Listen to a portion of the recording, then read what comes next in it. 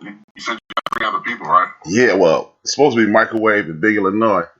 You know, they with that being said, thank you for joining the show. This is the End of the Bench podcast. As usual, you know I am Big.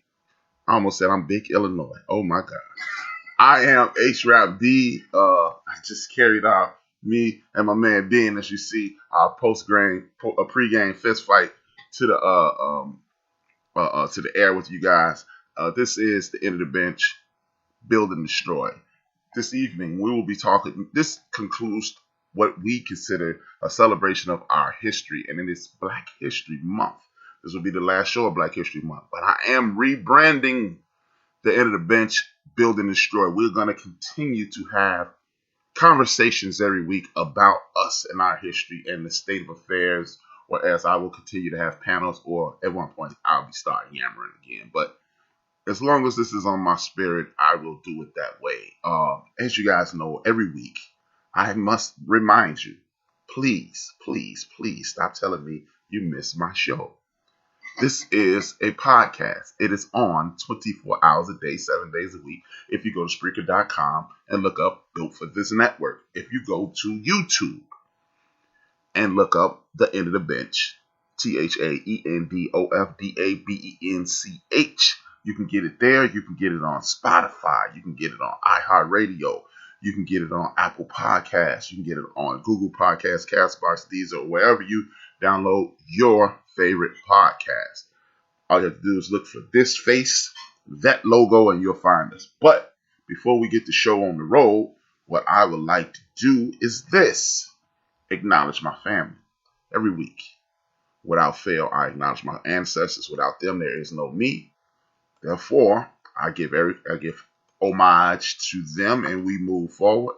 That is everybody connected to the Pollard family, the Whitmore family, the Turner, Cotton, Battle, Harper, Bailey, Chris, Lansdowne, Ligon, Duncan, and as I state every week, twice a week, me, my mother, my father, my brothers and sisters, we are the Williams clan. We are in the building.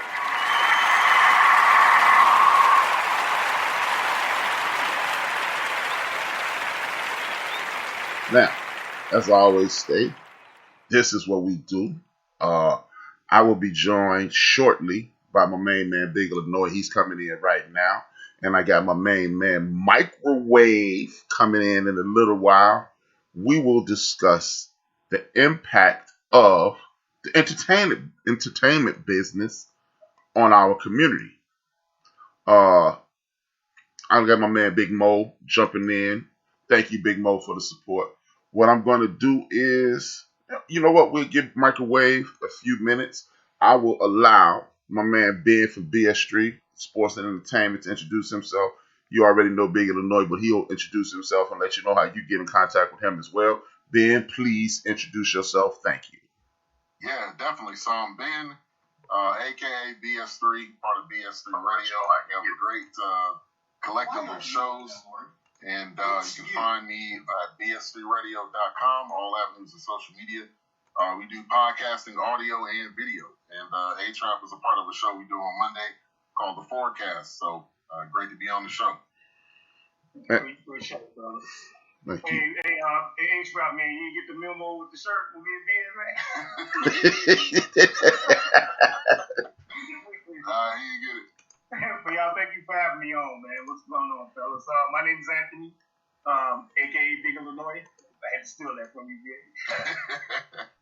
But, man, I host a show with H-Rap called the Backyard Podcast. We're on hiatus.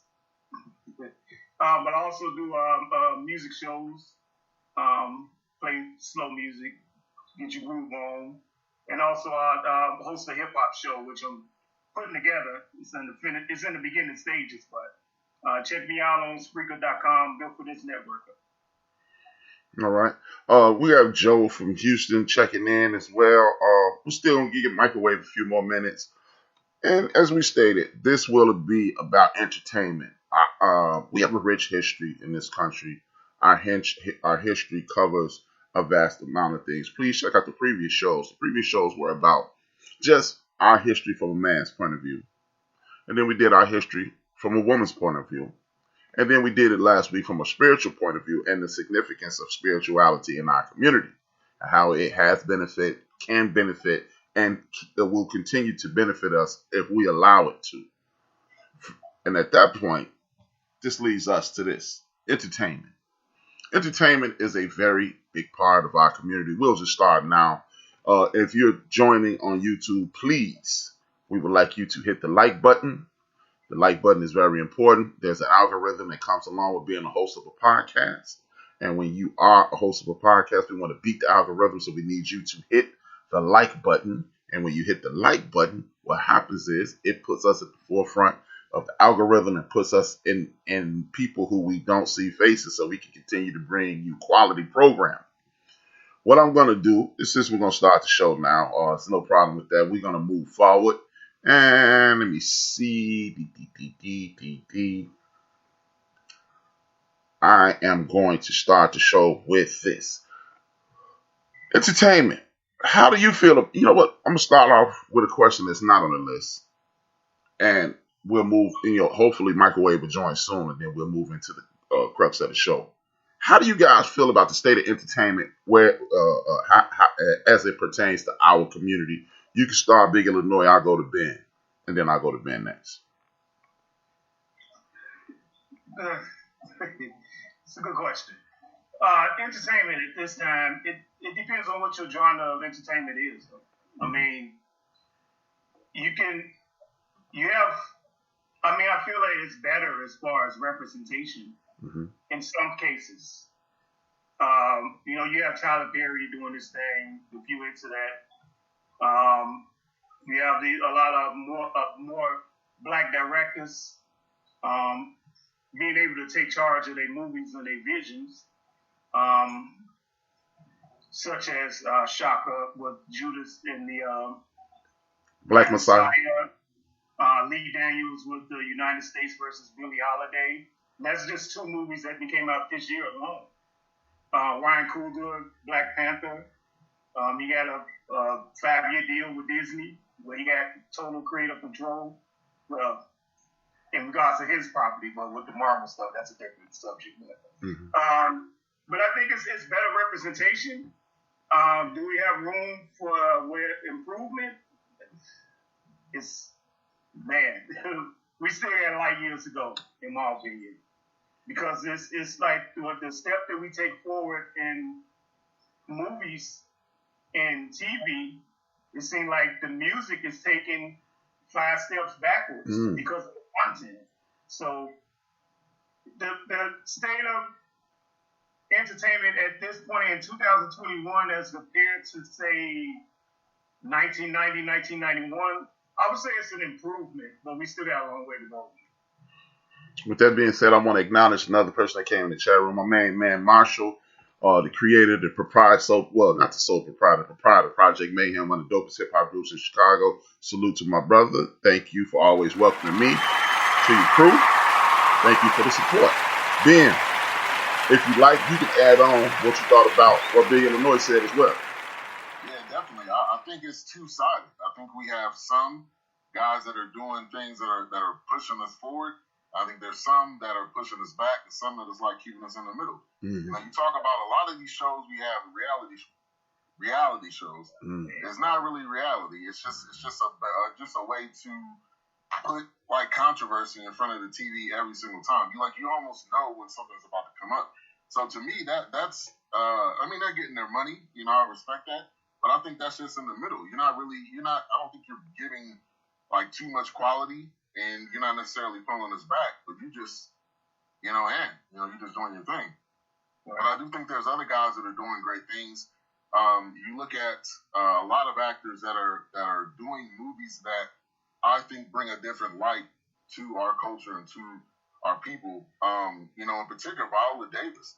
Seems like everything she does, there's a purpose to it, and it's to shine light on the community. And she speaks and talks about that.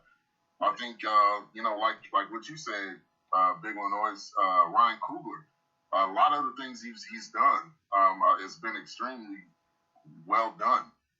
You look at Michael B. Jordan. So I think there's a mixture of it. I do think we are moving more so in the right direction. And I think some of the, some of the trash, stuff is still going to be out there just because it's like a train wreck. People still want to watch it. But I think it's starting to fade away because the real stuff I think is going to more so come to the forefront, and the other stuff is gonna fade away. It's just like a revolving cycle. You know what? I'm gonna stand right in the middle of both of you guys. There is a bunch of trash out there, and there is a bunch of high quality stuff out there. And with the music, I'm total in total lockstep with both of you guys. The reason I'm gonna stand in the middle is this. I think we need to get used to bad quality from us. See, the thing is, we've been kicked in the head so long that we have this image of ourselves that we're the only people on the whole globe that if Ben robs a bank, Big Illinois and Ben robbed the bank, according to society. See, you see those podcasters? They rob banks. And we must do three things. We must first and foremost take sole control of our identity. Yeah. And when we take sole control of our identity, we can project out. We can do a reality TV show because some people from other cultures doing those same reality shows, and nobody is lumping in the entire culture into that stereotype. I think it's Housewives of Potomac and Housewives of Orange County.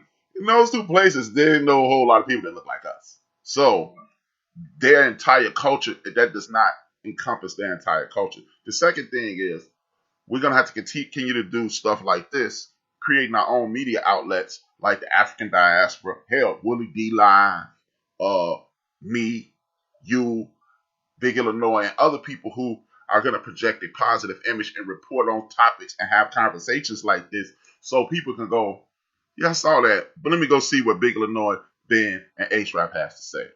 Once we do that, we'll be okay. And that's why I say the third part is we must continue to support the Ryan Coogler's, the Tyler Perry's, the Viola Davis's, the Denzel Washington's, the Will Smiths, as well as, let's be honest, man, we like some of that ratchet stuff. Now, none of the guys here really watching a whole lot of reality TV, but all of us have watched some lowbrow entertainment and went, hey, that's my joint. And then if we were to be put in front of the world watching that, we'd be like, I ain't watched that. So we all like a mixture. Right. So that's why I said, man, I'm gonna stand in the middle and but that's the beauty of it, man, that we have to have a high brow. We have to have a low brow. We have to have a middle ground because we are human beings. I want to ask exactly. I want to ask this question again, right off the beaten path, but it just came to me.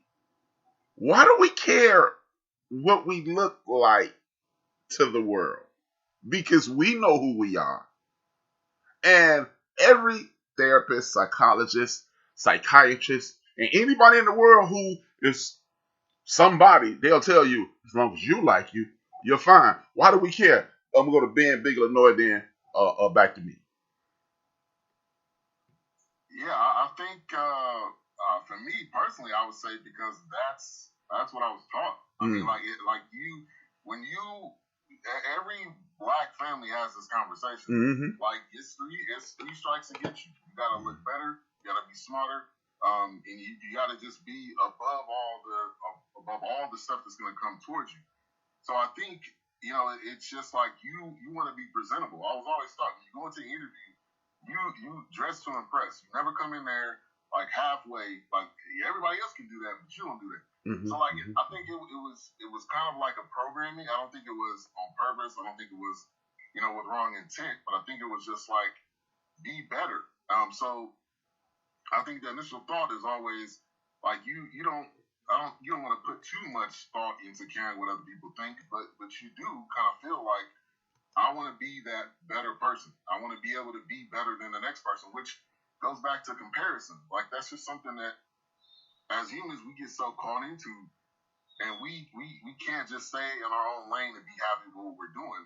And I think there has to be like a deprogramming with that. There has to be like, I'm okay with who I am. I'm doing my thing. Is it what the other person's doing? No, but that's what I'm doing, and that's the lane that, you know, I think God puts people in, and puts people in their own lane. It's just a matter of you being comfortable in that lane. Yeah, I agree, man. Just like I'm quite sure, like Ben said, your moms and your pops always gave you that talk. Even your uncles or aunties, you know, you want to represent your family. And if I look on TV and I see someone acting, you know, a damn fool. Yeah. Because the first thing that popped in your mind was like, why is they acting like that? And why do they be the first ones that get on camera? You know, come on, like, you know, like me coming up, like if I came on this show with a wife beat on, you know what I'm saying? You know, you probably be like, hey man, you can't find no shirt or nothing. You know, t-shirt or nothing. But you know, it's all about representation, man. Now, the issue with that, which is a twofold issue that we have, is when we get on social media or we go on to platforms that don't represent us and we express that. So it's kind of like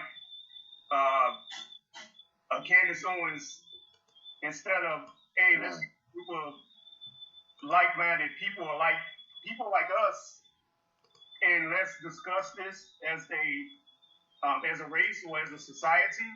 I'm going to embarrass you in front of white people, all the other races. I mean, that's another issue that we have in reference to that. If we do voice that displeasure as far as if someone is acting ignorant. Yeah, Big Illinois, that's a great point, because if we're standing on top of our soapbox and we're just talking to our white audience, which let's just call it like it is. That's the majority of what Candace Owens has.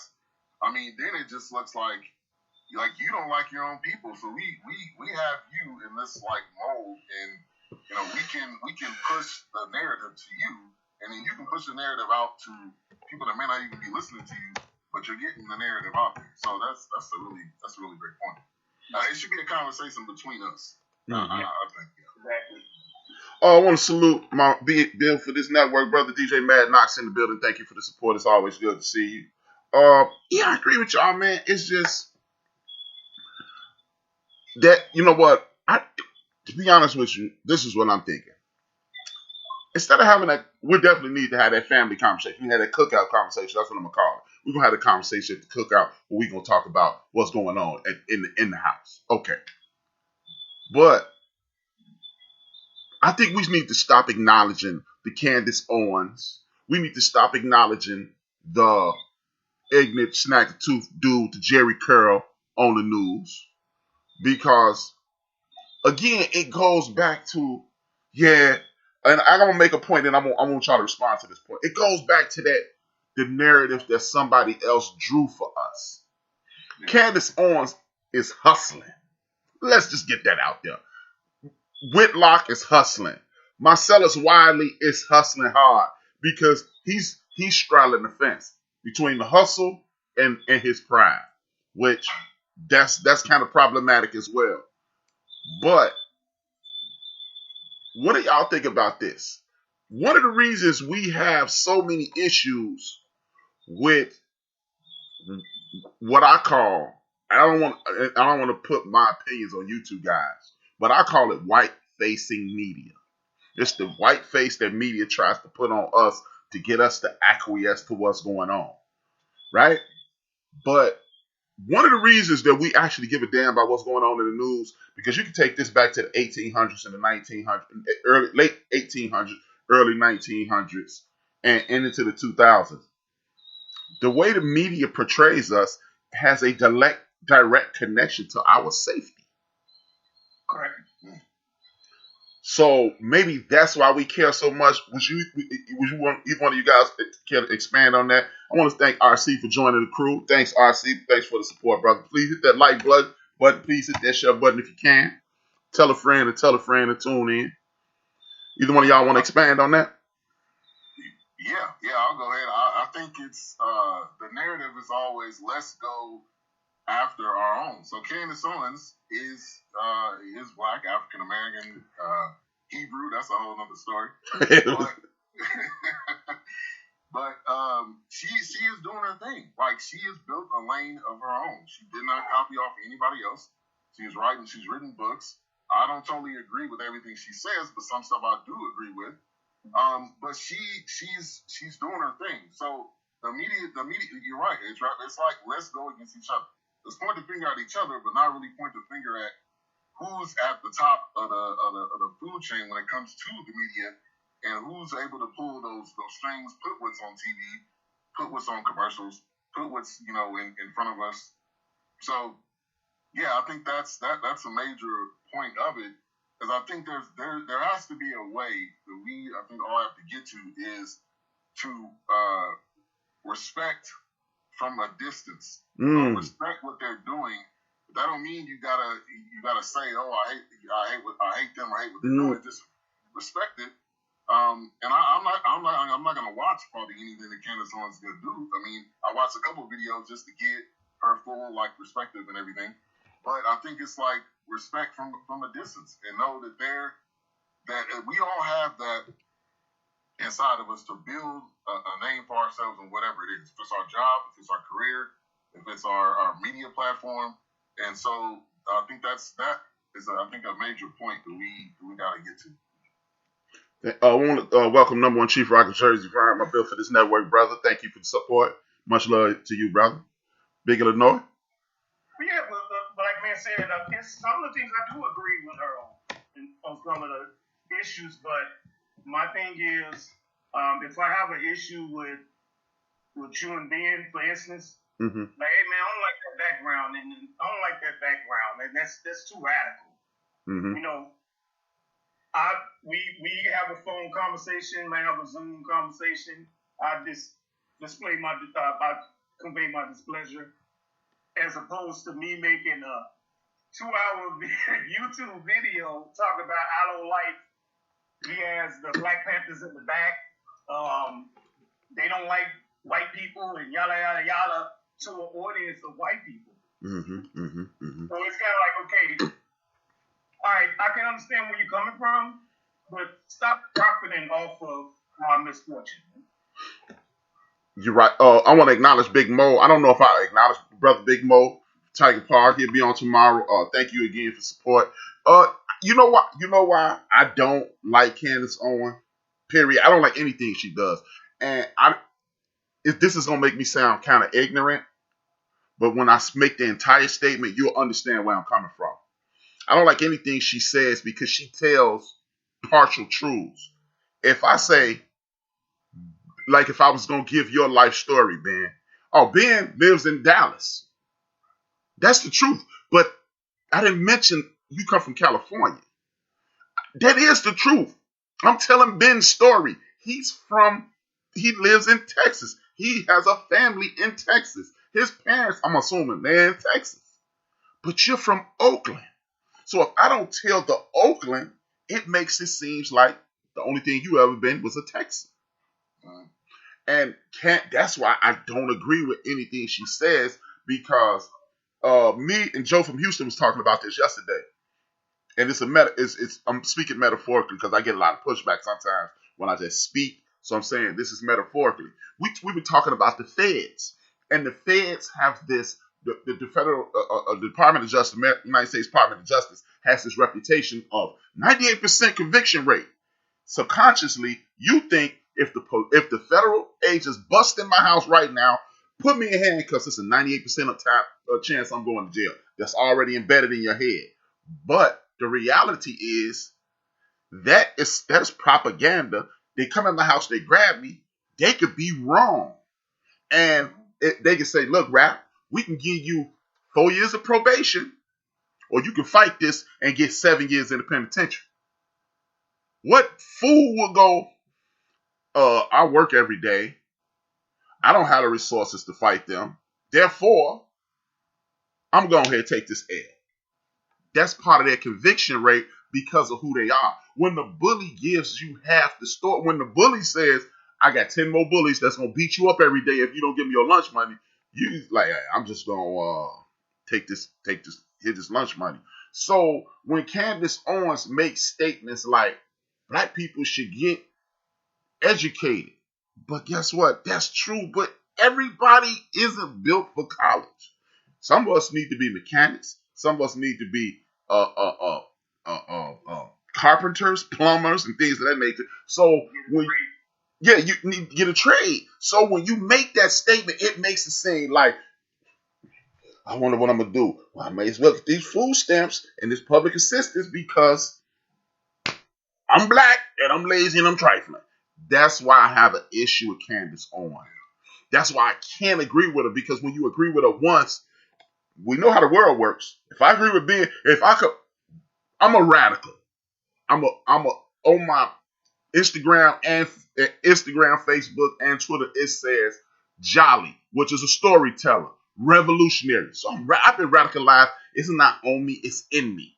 But I can't put that on y'all. You two brothers got the same kind of personality. Both of y'all are monotone. Both of y'all are strong in y'all convictions, but y'all are not as vocal with your radicalization as I am. So I don't want to put that on y'all, but we know the moment y'all say, I agree with you, H-Rap, everybody in the world who's watching is going to say, Ben is radicalized like H-Rap. And that's why I can't watch and or agree with her, because the moment a well-thinking Ben or well-thinking Big Illinois agrees with Candace Owens, it's a problem. It's a problem. Thoughts on that, brothers, if y'all want to. Yeah, and I was just gonna say, you're right though. She does a great job at spinning things. Like she'll take George Floyd for prime example and say, oh, we're just making him a martyr. Why do we always make the worst people a martyr? Like, you took one situation, you didn't go through his whole life. You don't know what happened on that day. You don't know what you really know nothing about him. And I don't know this for a fact, but I'm gonna say you probably didn't do a lot of research. You just went straight off the dome, and just did something. So I think that's that is a great point. And then also, like, just to make blanketed statements like we all need to be educated. I just wanted to touch on that point. Like, education, I've learned that education is at different levels. Mm-hmm. Some people read books and they're educated in reading books. Some people go to school. Some people are technicians. But that doesn't mean that they have to run to a school, because to be honest, going to a school, if you don't have a scholarship, you're paying back student loans. And guess who that goes to? The government. And guess what that does? That puts you in debt to the government, and you can't get away from that. There's no like, I'm just gonna let that default. They will pull that from your paycheck until you die, and then they'll probably transfer it to your kids. I mean, that's like how ruthless that is. So yeah, you're 100% right, man. She doesn't really give you the full thing, but she gives it to what pleases her audience. Like that's it. And you want to chime in, Big Illinois, before I start yapping again? Oh no, I mean, when you put it like that, I do understand what you mean as far as you telling a half truth. Because it could be like, I'm allergic to seafood, for instance, and you be like, hey, you know what? I like such and such. I like lobster, and I nod my head. If people not really paying attention or know that I'm allergic to seafood, you might have somebody sending me these seafood platters. Exactly. Because of that, and her crowd, her audience, 90 to 95%, I believe, is all white people or other races, because they make comments like, there's somebody that know exactly what she's talking about, or she's well versed. And it's like and the thing that I noticed is like, oh, she's the spokesperson for black people. No, hell no, she's not the spokesperson for me.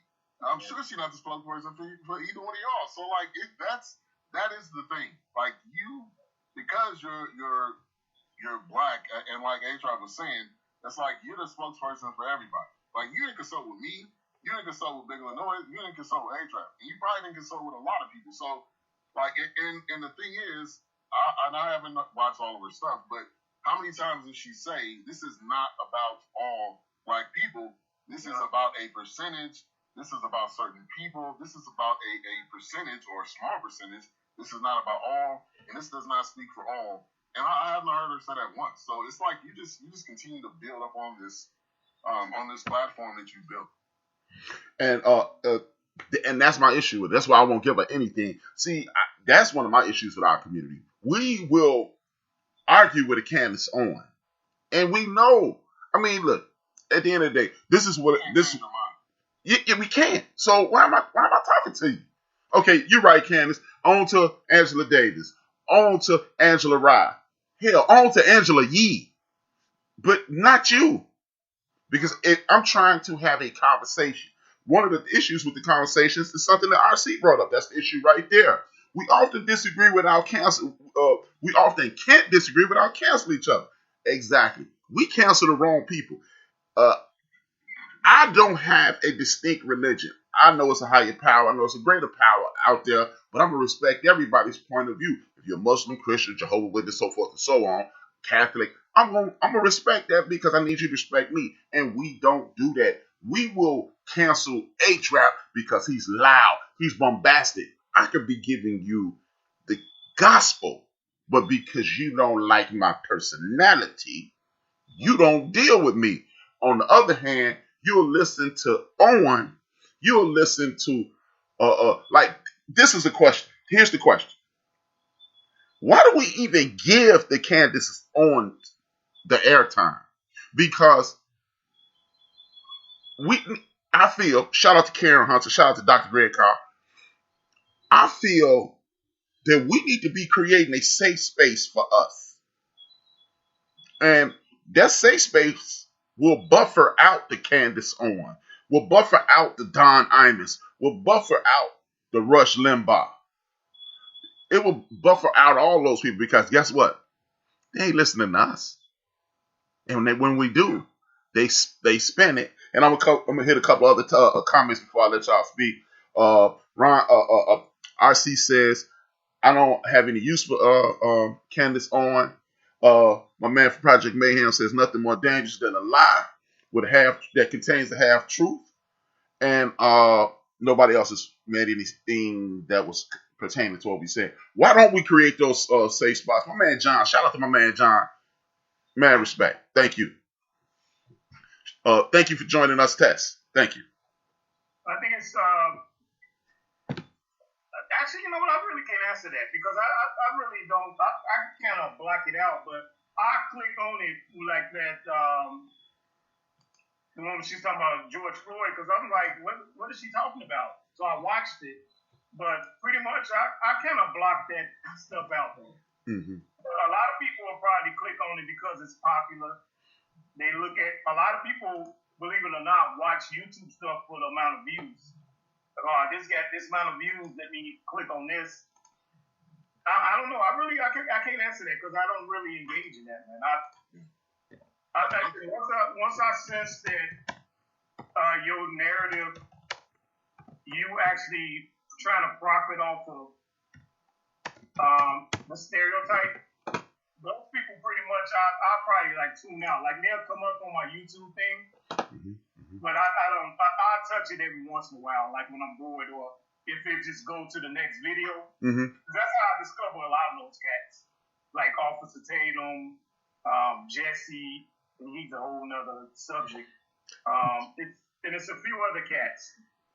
Speaking of Jesse, amazing that you brought it up. Shout out to Lady J for joining us on Spreaker. Thank you, Lady J. Thank you for the support. Please hit the like button. Please hit the share button over there as well. Jesse used to be super pro-black on Phil Donahue. But guess what? You get this much money for being pro-black, and you get this much money for hating black folks. Go ahead, Ben. Yeah, I was gonna say it's all like clickbait, you know, like Mm-hmm. like and kind of what A-Trap said at the very beginning.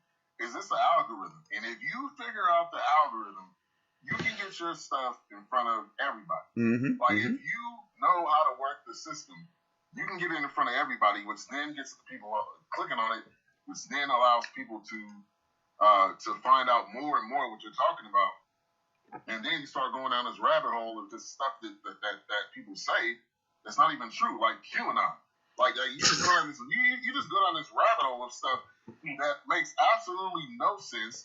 There's no real proof, and you don't even know who the person is. So like that this goes to that. Now, H-Rob, I did also want to mention, like, you know, who gave her like the platform and the voice. I don't think it was given by us. I really don't. I think it was given by someone else, and she was given that platform to just say, hey, say what you want, because we know the stuff that you're going to say is going to be our narrative, and it's really not going to help your people. Like, it's just going to cause more, I think, frustration. And the last thing I'll say is this: like, when you see stuff like that on George Floyd, that was like immediately after. It wasn't, and it's like the wound is still fresh. So like I was hurt because I was just watching this, like, hey, this guy has a family. He's a human being. He's someone that people look up to. Someone that has kids. Someone that people care about. And you just trash this guy for absolutely what was the purpose of that besides to build up your viewers? What was the purpose of tearing down a person that's already dead that cannot defend himself? And his family's heartbroken. And as we down this, since this is about entertainment, we no longer have news. News is no longer entertainment. You want some real news, you need to go to C-SPAN.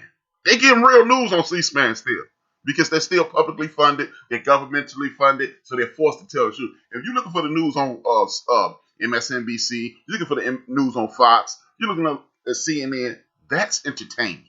So I'm gonna need my folks to stop going over there. If you really want some news, go to the African diaspora. You want some news, like I said, Willie D Live, follow Ben, look up Ben for BS3 Sports and Entertainment on Facebook, on Instagram, on Twitter. You come over here to build for this network, you listen to me and the #1 Chief Rock of Jersey Fire. Knox just got a line on his show. So if you really want some reality, you go to Real Cast, you go to X Squad, where me and Ben started at. That's where you go, because we actually give a damn. And a Jolly is a person who may not give you stenographer style story, but I'm going to give you the story. And shout out to, again, Dr. Greg Cobb and Professor Karen Hunter. I'm going to leave some breadcrumbs. I learned that from them. Leave the breadcrumbs, and then you can be an intelligent enough adult to put yourself in a position so you won't hurt the culture or the community or black folks or the Nubians or the Hebrew Israelites or whatever we want to call ourselves, the people with the nappy hair or whatever we are, whatever we are, whatever you want to call us, that's what we are, the brothers and the sisters, the kings and the queen. We are not here to hurt anybody. And of course, me, Big Illinois, Ben, and anybody else doing the podcast trying to get rich, it's all get out. But not at the expense of our souls or the souls of our people. They'll drop her like a bad habit once they no longer have any use for her. Yeah, that's from my brother RC. That day is coming soon. There ain't a lot of people out there buck dancing and shucking and jiving no more, RC. She probably got another decade. Yeah, because it seems like she was a Trump hater at one time. Mm-hmm. Until that campaign or the Republicans start giving her money. Mm-hmm. She claims she's not getting money, but she's somebody paying them people, man. Yeah. She's getting something. Yeah, she's getting something for that. This is how she gets paid. This is how she gets paid. She has that book deal, and she put out those self-hating books, and those billionaires buy 1 million of those books. Because when you are one of the Koch brothers, or one of these super PAC people, you buy 1 million of those books, and then she's at the top of the New York Times list, and then because CNN and Fox and all those people are money-driven organizations, guess what happens? We got bestseller author, the Scarecrow on here, and then she get on there and spew all that self-hate, and then the situation the situation continues. That's what happens. Because look, if anybody doubts what I'm saying, all you got to do, if you live in a major city, Go to a secondhand bookstore. They got Candace Owens books stacked so high you wouldn't believe for $3. All you have to do is go to a secondhand bookstore. Or better yet, you don't even have to do that. Start by your local library and see if you can find one of the books in there. You can't. You cannot. Do that, those 99-cent CDs. Yeah, right. They're right next to those. Number one, Chief Rocky said, I don't mind someone trying to educate our people, but to talk down towards us. So, but she talks down towards us. So to me, it's nothing but trash, and she's using the platform for the devil. Exactly, man. And you know what? I like the way Chief Rocky put that. She's using the platform for the devil because we always assume that the devil don't bless his folks too. Oh yeah. The devil blesses folks, and yeah, man. Right. The blessings are, not just Ben is a great guy, and he was on H-Rap show, and 40 million people subscribed the next day. The devil blessed him. And whether you believe in that or not, that's what it is. I got my sister, DJ Purpalations, built for this network, sister in the building. Much love, DJ Purpalations. Thank you for the support. But, okay, let's leave the shucking and jiving where it is for now. She done shucked and jived enough, and we gave her way too much pub. Back to the raw entertainment of it. 3 years ago, I read this article that explained why the sister who created Grey's Anatomy, I can't think of her name right now. She also did Shonda Rhimes, Sister Shonda Rhimes, and a lot of other people on TV are starting to get shows. The reason it is, our community watches TV more than any other community in the United States of America. That's why Steve Harvey's on TV. Shout out to Steve Harvey for purchasing the rights to Family Feud. And now he got Family Feud in Africa, and it's the number one show in Africa. Big ups to Steve Harvey. He doing his thing. Big ups to him. Yeah, I found out yesterday. So, he got 1 billion people watching Family Feud, so he gonna have $1 billion in his pocket real soon. Shout out to him. With that being said, you got people doing mad, super dope things in our community. But I want to ask y'all this question. Are we truly getting a fair shake in this world of media in regards to TV, movie, music, so forth and so on? Are we completely getting a fair shake? I think it depends on how you get the opportunities. As I think there's a lot of opportunities that come where you have to play the criminal, and that's how you get in. You gotta wear a dress, like you gotta play someone that's homosexual. Like you gotta do those types of roles to get into the door. Now, depending on how your opportunities come, like if you're working on Fruitvale, which was the movie by Ryan Coogler, and he had Michael B. Jordan in there. If you look at if there's opportunities that I think that are fully black funded or majority black funded, I think there is a fair way in. So I think it depends. There's some of both. I think a lot of opportunities, we are not only getting opportunities, but we're taking over with the opportunities when we get further along. So Denzel, Will Smith, a lot of these guys are now directing and producing movies, which is then going to be able to give the next Michael B. Jordan an opportunity, or the next Denzel Washington an opportunity. Yeah, I agree. It's just like with Issa Rae. She started off on YouTube, right? Mm-hmm. Yep. Uncomfortable Black Girl. Shout out to Issa Rae. Yeah, Ryan Coogler he's young. He's like what, 34? If that. Real young. Yeah, he's not old at all. It's just the opportunity, man. I mean, because you have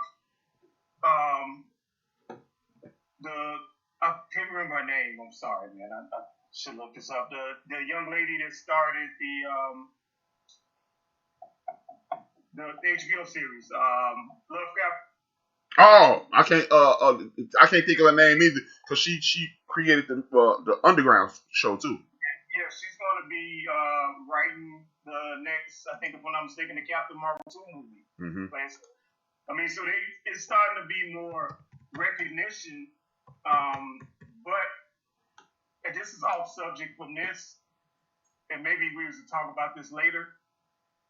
Tyler Perry, for instance, he write, produce, and direct all of his content. Mm-hmm. Maybe he can start a division where he can get some writers in there or some other directors. Produce it if you want, but yay for him being a billionaire.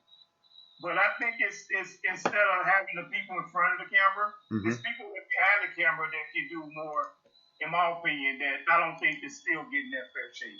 Misha Green, Big Illinois. Yeah. And I think with Tyler Perry, to piggyback off that, he's got that studio like in Atlanta. He's got like a whole compound, and I do believe he has people working like behind the scenes because he's got. I mean, I didn't realize how many shows he's got on BET. I mean, like he's got so many different shows with different people and different perspectives. So I mean, I think he is doing that to a degree. I don't know how far he is, but I think he is doing that. I want to shout out to the homie from Bill from XY Radio. The homie D Gray just showed up. Thank you for the support. Please hit the like button and share. The reason. I'm sorry to cut you off. What RC just said, she's about to be off Sports Center, man. Because people didn't call on to her. Yeah. She's RC said Sage Steele could replace her. Yeah, but you know what? Sage Steele is gonna do what Robin Roberts did. She's an educated person. She's well connected. She's gonna end up on like the Today Show or CBS This Morning or one of those shows. That's where she's gonna end up. Because again, I don't want to associate you guys with my radicalized speak. She plays into white facing media, and again, the opinions that are expressed are not the opinions of the guest or for Bill for this network. They are exclusively H-Rap-B's opinions. Please don't attach my opinions to my friends and co-hosts. Thank you.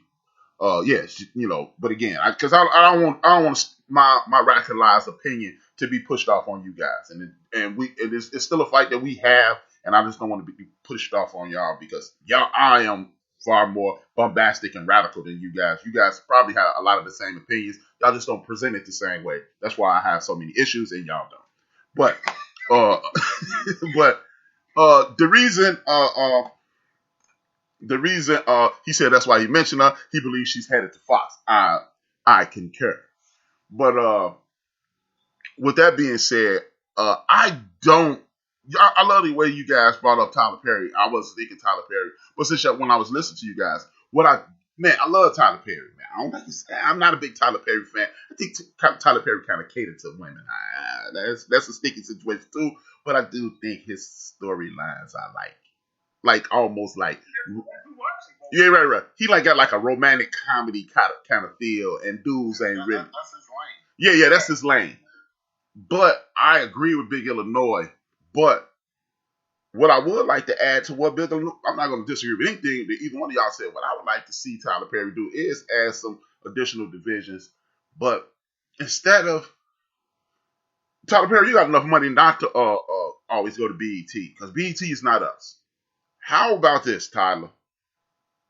You go to Magic Johnson Station. I just gave it to Big Illinois last week. He didn't even know about it. I can't think. Aspire. You go to Magic Johnson or go to Diddy Station and pitch those same shows because we need to be getting behind that. Oprah Winfrey is your home girl. Get some of them shows on the OWN network so we can start watching those programs there. That's the only way we will truly get a fair shake. Because if we don't own, what's Diddy network called? Revolt. I was gonna call it Revolution. I don't know why. Man, love the Puff Daddy, P Diddy, Sean Combs, whatever you're being called this week. And start going to our networks. That's the only way we're gonna get power. Which leads me to another question. I know these are not the questions that I asked, but we having a conversation, which is even better than the questions that I had. At what point, if we want a fair shake, do we stop chasing the bag and just get paid? Either one of y'all can take that. Because, the bag comes with compromise. Compromise comes with our inability to do what we want. But guess what? If I can get $4 million an episode, if Tyler Perry put $4 million an episode in his pocket from BET, how about taking $1.5 million, go to Oprah, and then when it bubble, you get the 4, instead of just always chasing the bag? Does that make sense to you guys? Am I crazy? Let's have that conversation. I mean, you're not crazy. It's just, I think it depends on where you at that stage. If I'm Misha Green, for instance, and Marvel offer me potential to produce or write a movie that's going to almost be guaranteed close to $1 billion, I would be more, I would probably rush to take that deal as opposed to taking on a TV show like a revival of Good Times or something. I'm just throwing We're not example. So I think it depends on the stage of your career, your development or your career. Yeah. But see, I'm not talking Misha Green. I'm talking Shonda Rhimes. I'm talking I'm talking about them there, because it seems like we never we get the bag, and then we never want to stop getting the bag, because if Shonda Rhimes and Tyler, they don't have to take any more big deals. Right. What they can do is take a little deal with Oprah, Diddy, or Magic. We flock to it, and then right. It's just like the stock market. Yes. When you move to the stock market. So yeah, if I'm at that stage, yeah. I Okay. mean, I'll probably spread myself out thin. They'll probably be calling me the Samuel Jackson of production. Right. Yeah, but if I'm like Oprah, for instance, you know what? She got that. She can branch out and do other things too. So yeah. Yeah, I think it's the it's the mentality of just how you think and what you want to do. What's your long-term plan? And honestly, that may not be in some people's long-term plan, and some people may not want to be having their thing that they have to manage, because that could be more responsibility. I mean, there could be a lot of different reasons. I agree with you though, and I think just like what we're seeing, like A-Trap has been preaching for the longest with the HBCUs. Like, stop trying to go to Ohio State. Yes, you get to the league, but if you can go to Jackson State, do the same thing, ESPN is going there now. Okay, when Deion got there, I think that was probably one of the biggest things that could have ever happened to HBCUs, because now they're going there because Deion said, "Come here," and they weren't going to go there because the Grambling State coach was there. They were going to go there to see Deion's team, and then that kind of has evolved into other things. So there's definitely a way to go about it that way, because like we one of the questions that you had, I think, was relating to Black people in entertainment and how involved, or how we got into it, or how involved we are. But yeah, we make this thing go. Like, either you copying it, either you're doing it, or either you're trying to do it. So like, yeah, we don't have to go that route. The thing is though, it takes patience, and it may take a little bit longer. And not a lot of people have that. Not a lot of people have the patience to say it's going to take me a couple years instead of next month, or instead of this deal that I got on the table. So like, that's the reality of it. And I don't even want them to turn down the deal on the table. But we used to watch Dallas. We used to watch Falcon Crest. We used to watch Dynasty. And Aaron Spelling did all those. Yeah. So if Aaron can do it, you can too, Tyler. You can go to BET, and you can go to Oprah, and you can go to Diddy and Magic. And quadruple the bag, So I just don't understand. And that is the very next question, Ben. That is the very next question. Where would the world of entertainment be without us? Jazz, bebop, rock and roll, the Motown sound, funk, soul, the crooning of the early 80s, the falsetto early 80s, hip hop, New Jack Swing, what is it? New Jack, what came out? Neo Soul. And then let's not forget Harry Belafonte. Hell, when they was disrespected, you know what? I got a question on that too. Stepping Fat Shit, and then Harry Belafonte, and our ancestor Dorothy Dandridge, to our brother Sidney Poitier, and so we go through the history of all this. We there. What would entertainment be without us? I got 2 words: boring and corny. Yeah. That's it. It wouldn't have that soul. Like, that is just something that God has given us. Like, I don't think anybody has a real explanation for it, but that's just something that He has given us, and it brings joy to the world. It brings happiness. Like, you can put on a song. Like, when you going home on Friday, a lot of people got that song that they play. Man, I was playing that Nas, that King's Disease, like, on the way home, and I was just like, man, this music it just puts you in a zone. So yeah, I just think it would be boring and corny, and it probably wouldn't have reached the plateaus that it's reached.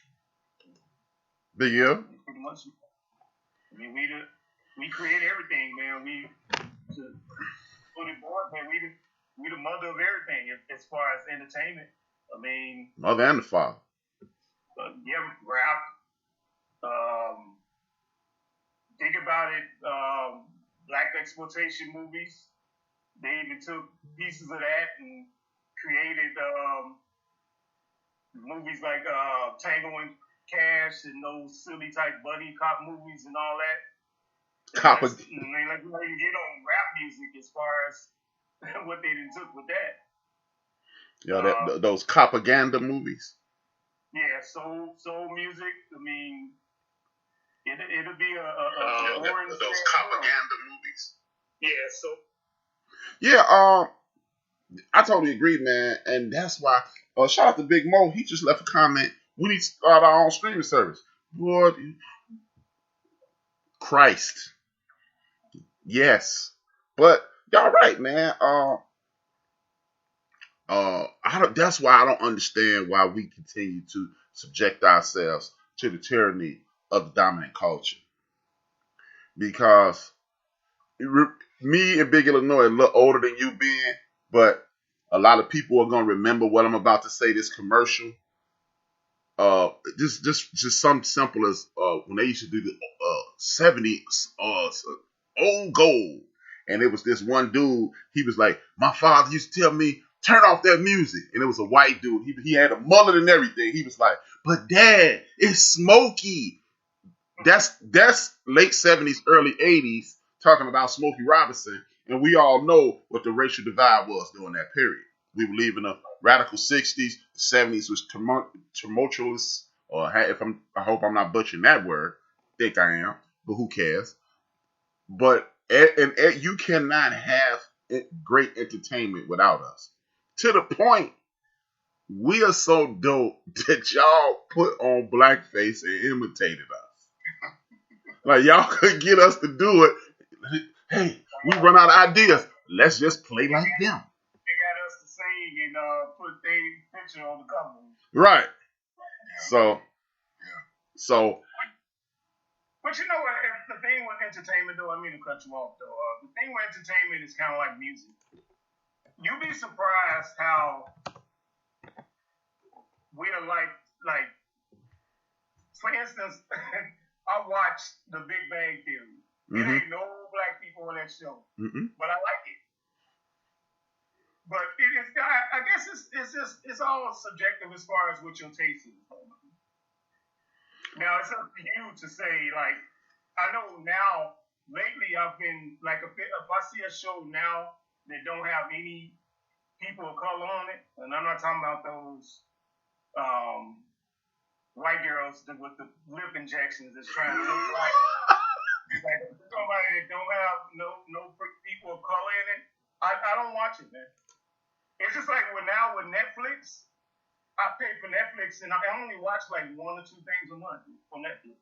Because if it don't have no representation in it, I don't watch it. Because I think in the year 2021, we still should be having that problem. That's true. And you're right, because I enjoy Frasier. I enjoy Seinfeld. I enjoy Cheers. When we talking about stuff like that, you know what really annoys me? As much as we love our folks, and as Big Illinois says, as we get older, we don't want to see shows without our folks. It insults the hell out of me when I turn to Seinfeld and I see them inject the black dude. Or the black dude on Cheers. Yeah, he was a fake Johnny Cochran, and then they had the mailman. And then it kind of insulted me, because Cheers was one of my favorite shows at the time. Well, I like to hear what y'all got to say about this. They insert the mailman who Cliff Clavin snitched on for stealing the samples of cologne. And I'm like, the only brother on this show stole from me. That's the one role that you consider the first. Yeah, man. I was like, y'all gonna make me stop watching, man. It's just, but yeah, like y'all said, man, no matter what brand of entertainment it is, look, y'all can try y'all best to shut us out. Y'all not. Because do you want to watch football in the 80s without Randall Cunningham? Do you want to watch football in the 70s without Tony Dorsett and Franco Harris? All throughout the 80s without Walter Payton and LT? Nope. Who you gonna have? Forget that. Do you want to watch the NBA? Right. Without Magic, Bird, the Pistons, the Bulls. Watch the Iowa Hawkeyes now. Yep. You got some Iowa Hawkeyes fans. Hey, they know. Oh, RC said he stopped watching Seinfeld after Michael Richards showed out. Yeah, it was kind of hard to go back. Yeah. That I didn't really know about Seinfeld. I've never really been a fan. I mean, I watched a couple episodes and was like, oh, that's funny.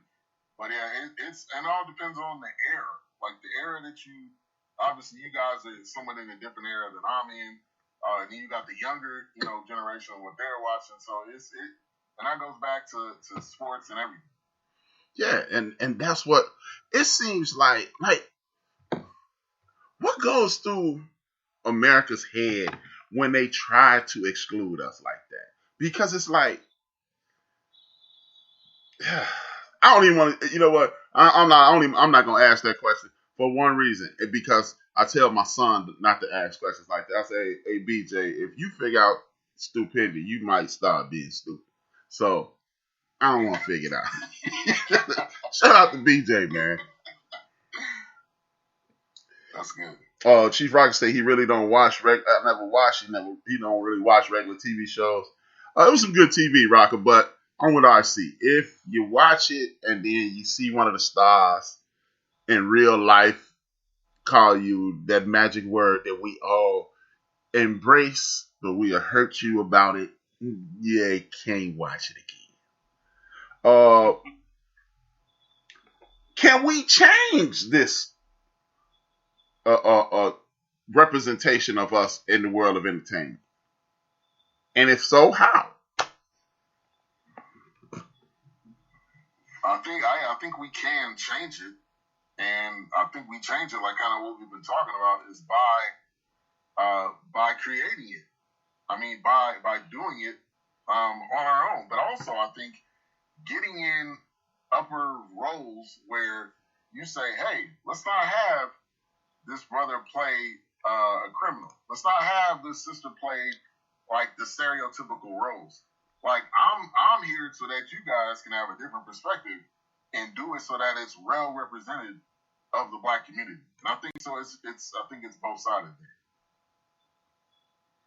Yeah, and I would say be in charge of the creative process as well as being creative too, man.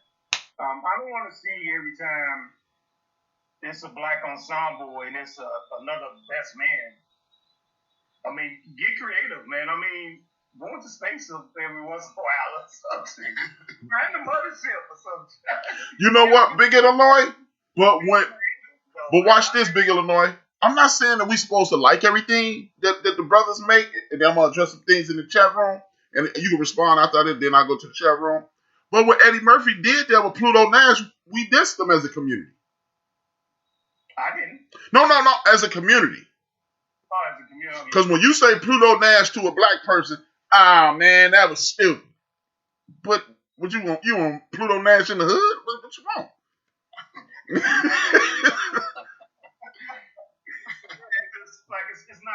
It's not a lot of creativity, man. Right. A lot of those movies is they the record producer, drug dealer. I mean, not all the population is those three things, man. I mean, get creative, man. Yeah, like that's huge right there. And one thing I learned with doing, trying to build the YouTube channel is like you can't just do the stuff that you've been doing. Like you gotta bring something to the table that somebody hasn't seen. That's why I respect. You mentioned her, Insecure, and like that show is creative. And then as you can see, she puts music, in between the show, stuff that I haven't heard before. Mm-hmm. Like stuff that's like, oh, what is that? Like I want to look that up. I want to hear that. I want to get that on my playlist. So yeah, that's a major point. Like we can't just say I'm putting out something that's black, but it's either corny or it's not creative, and you're like, why'd you even put this out? Like, exactly. And I've seen plenty of movies like that on Netflix where it's like, why is this even on here? Yeah. And I think we could record this right here and put it on Amazon Prime and say it's a black TV show, because they'll put anything on there. And it's unorganized. Man, I'm like who's running this, man? Everything, from the Moors to the little gangs that was only good for a week. Right. I'm like, are they not paying these people for this? Y'all can't be paying people for this. But like my man from Project Mayhem said, he said he was surprised to see that Kelsey Grammer was the producer of the TV show Girlfriend, which is a criminal in itself. Shout out to Kelsey Grammer, because that was a dope show. But why is Kelsey Grammer doing that? That's a Spike Lee joint. That's a Eddie Murphy joint. That's a whoever joint. To me. Didn't they pitch Girlfriends to NBC, but they ended up creating Friends? No, that's Living Single. Oh, Living Single. Okay, I know. Ivan says, money talks, BS walks. Exactly. Pool our resources.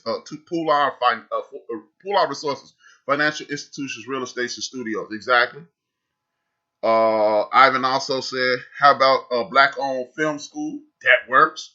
Joe said something, we going to kick him off the show if he ever write that. I'm not even going to put that in there. We about to kick Joe out the chat room, because I'm not even going to say that. Yeah. Joe, you know what? You suspended from the show Tuesday for saying that. And then my man Ivan, one of our co-hosts from Forecast on Monday, 9 p.m. Central Standard Time, he said, "Don't come for Amazon Prime." Ivan, bruh. I bet you we don't do a whole lot of reviewing of Amazon Prime movies on Mondays. I love Amazon Prime, but no, bro, you know that ain't right. I used to watch a lot of movies back in the days, especially a lot of like horror movies. And they had this movie on there I used to like. Now that I watched it, it was horrible. It's called The Stuff. Yeah. It's about this yogurt that was out of space. And they was mass producing. And it was killing people, man. What? Yes. I saw it the other day. I went past that. I'm like, damn, they got this. I watched it. I'm like, why the hell did I watch it? Yeah. I saw it the other day. I was like, this is that joint. It was horrible, Ben. It wasn't worth watching. Don't do it. Hey. Yeah, I'm looking at these clips right now. Like, what is this? Hey. It was Pootie Tang in reverse on steroids. Imagine. Pootie Tang was a movie that was supposed to be bad. The Stuff was Pootie Tang straight out. Like, hey, they gonna like this. Man. Okay. We coming up on Oscars and Emmys and Golden Globes and silver buckets and Grammys and American Music Awards and everything else. They're giving out everything. Should we actually care? Yeah, I would say yes. Not from the standpoint of, we're getting, we're getting a award because we did something great. But I think just for the lower generation to see that, I think it's important for that. But also, like, that gives us an opportunity to continue to put good things out. I think because when people see, they're getting this award, you may get another opportunity somewhere else. You may get that deal, with another like 4 movies or something. So, yeah, I think we should. Okay. Big Illinois. Plus, man, when it all comes down to it, everybody want to be recognized for their hard work, man. Okay. I mean, I don't know if you want to sell yourself out to get that recognition by bashing other people, whatever. But I mean, if I created something and it was up for an Academy Award or Golden Globe, I mean, I feel proud. You know what?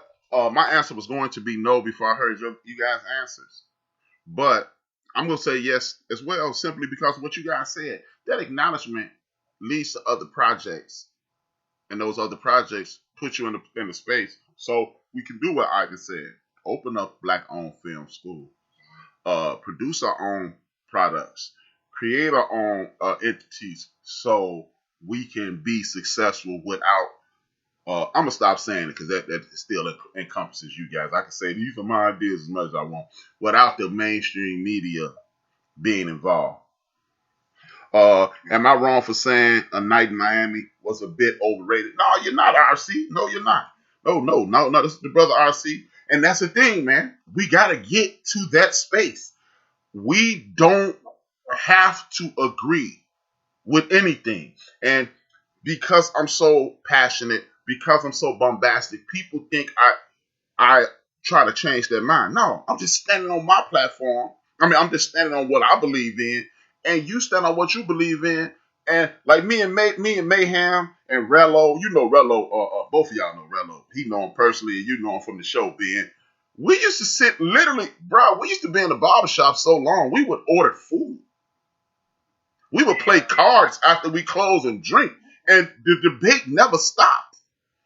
Cats was waiting on me to yell and scream at me. So that's the culture I come from.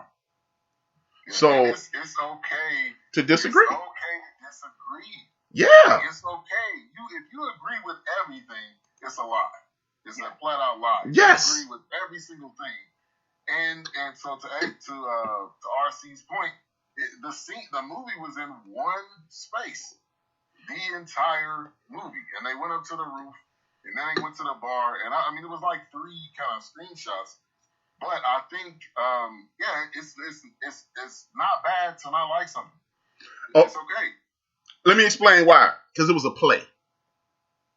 Yeah. No. That's why it's only 3 spots, because it's a play. That's why I heard somebody criticize Mom's red bottom or black bottom for the same thing. It's a play. So a play only has 2 or 3 spots. That's why they do it like that. And I think a lot of people like Fences, especially, that didn't watch the movie Fences. A lot of people didn't like that because it was the same format, because they are based on plays. But it's just with The Night in Miami, I can watch all types of movies, but it's like for some reason with that, it just didn't hold my attention though. And you know what? The reason those plays hold my attention because I know the author's story. That's a brother who dropped out of school in 9th grade because he saw the racism in the education process of the United States of America.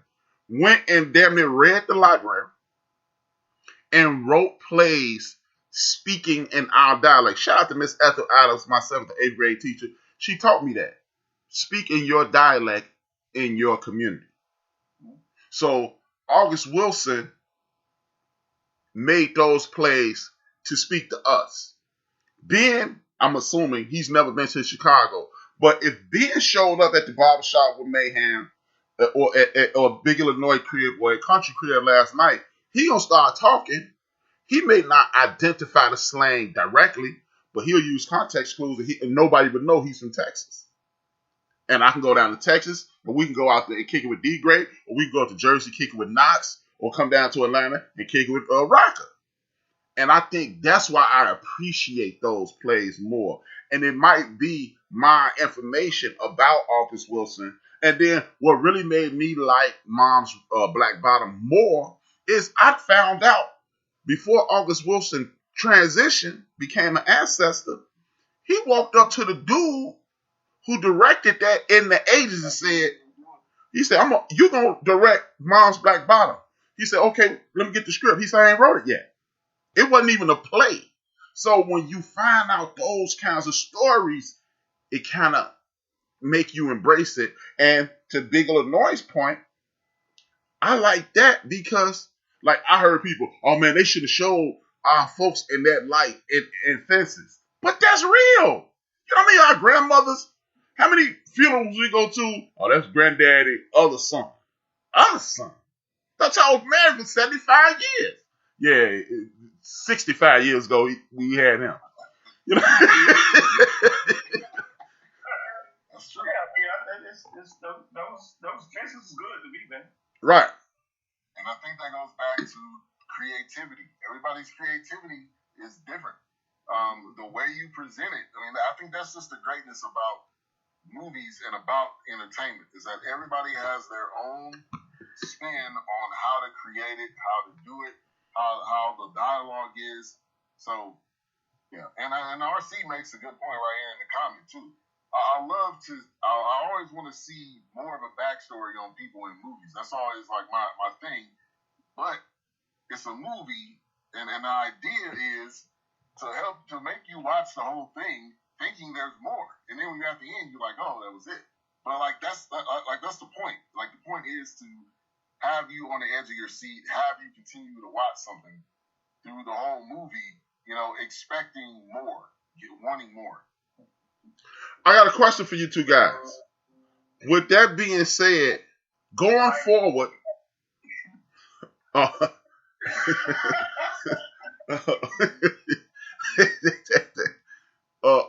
going forward, should they no longer, this is off the beaten path, should they no longer do biopics? Should we use Netflix, Hulu, Amazon Prime, and other sources to do bio-series so RC can get that?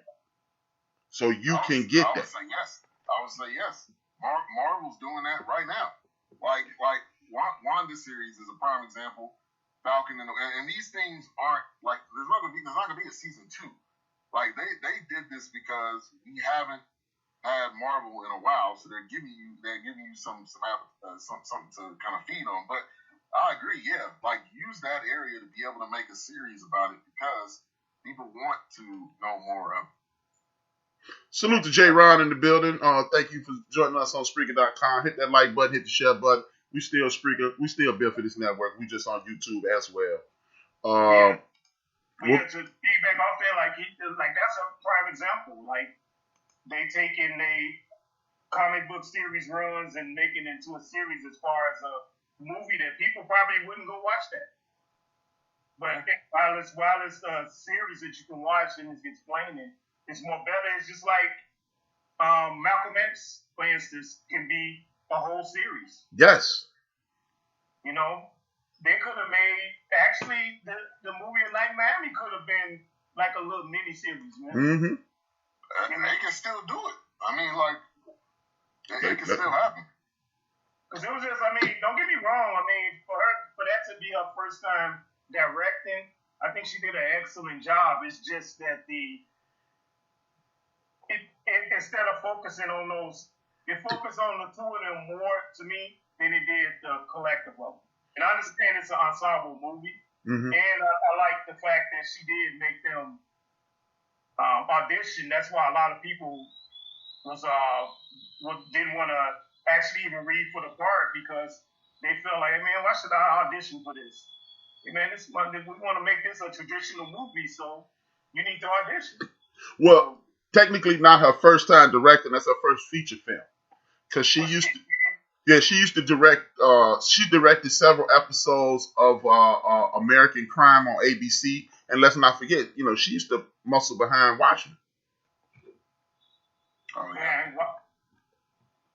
She was a producer on Watchmen too. I think she was the director on some of those episodes. Okay. So but you're right. That's her first feature film. But she's been a director for quite some time. Shout out to Regina King, man. Regina King is representing for the culture big time, and we got to give her piece. Because she goes from Brenda Jenkins to a heavy hitter. Yeah. 227, yeah. I already know the question. I ain't got to open up my phone. The question: how should we show up at the box office? This plays into what our RC statement.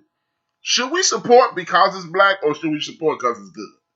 Or should we rush out there and get it, man? Like, we gonna get you this money, but we need to go on that. All right, go ahead. No.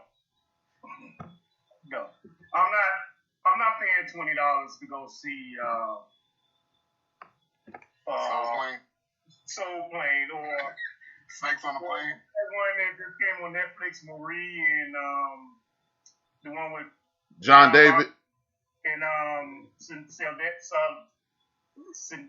I forgot her name. Yeah, I'm her. not paying $20 at the show to see something like that. I need to see somebody die or cussing or something. No, it's just because it's a black person, it might be something that I'm not interested in.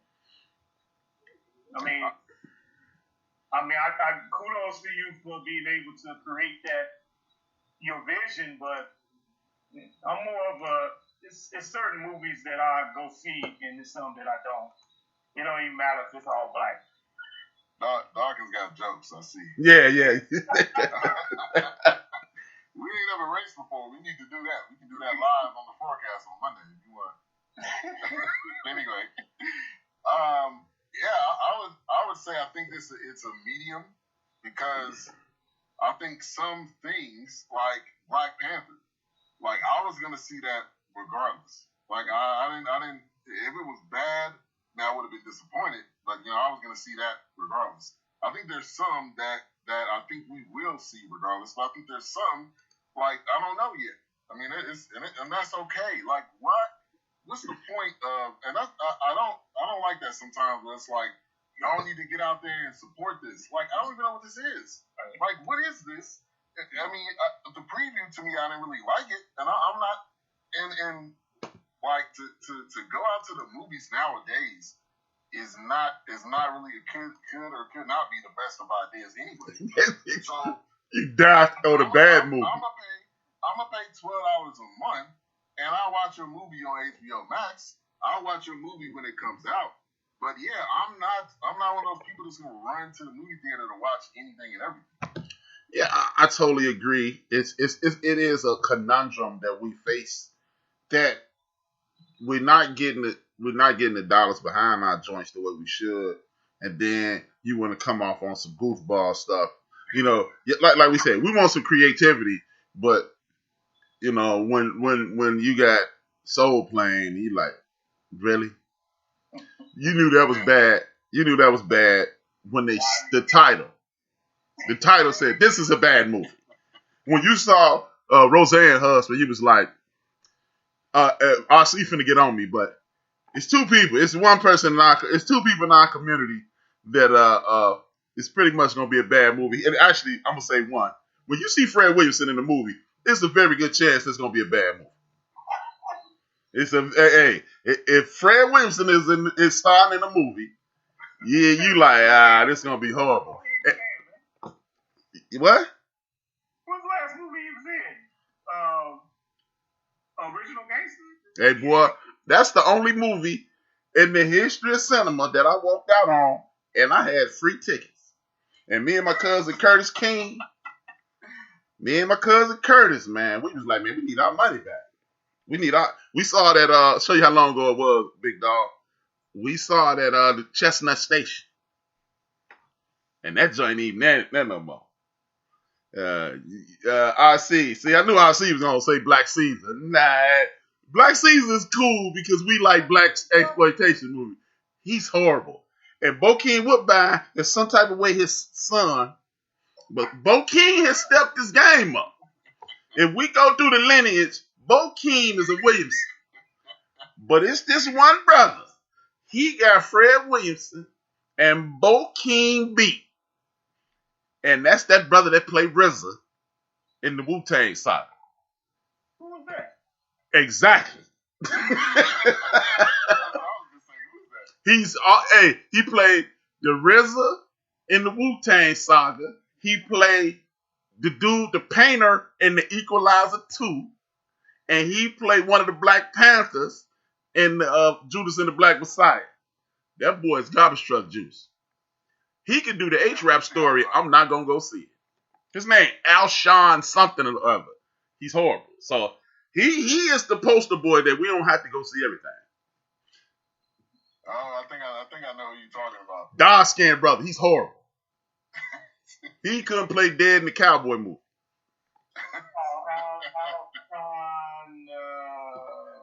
Man, we like those movies because we are sentimental about those movies.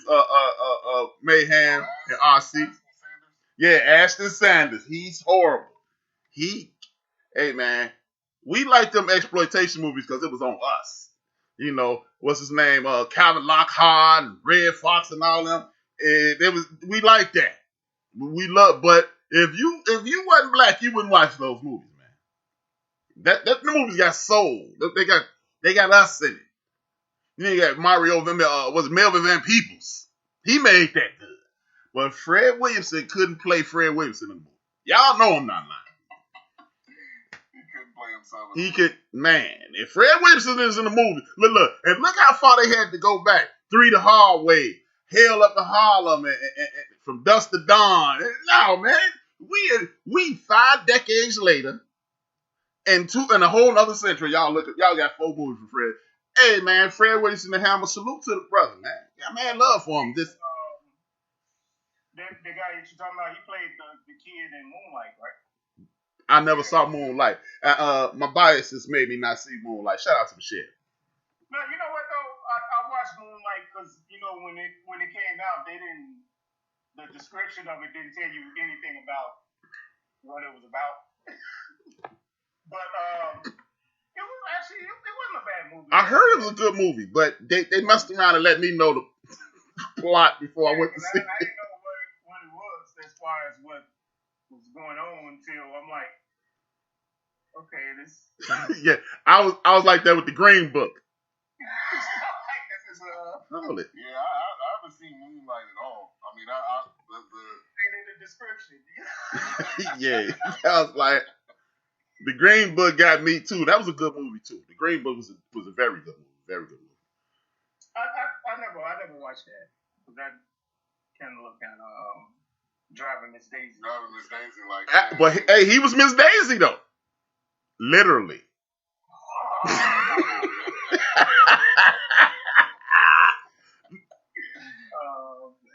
Rudy Ray Moore couldn't act, but his movies are hilarious.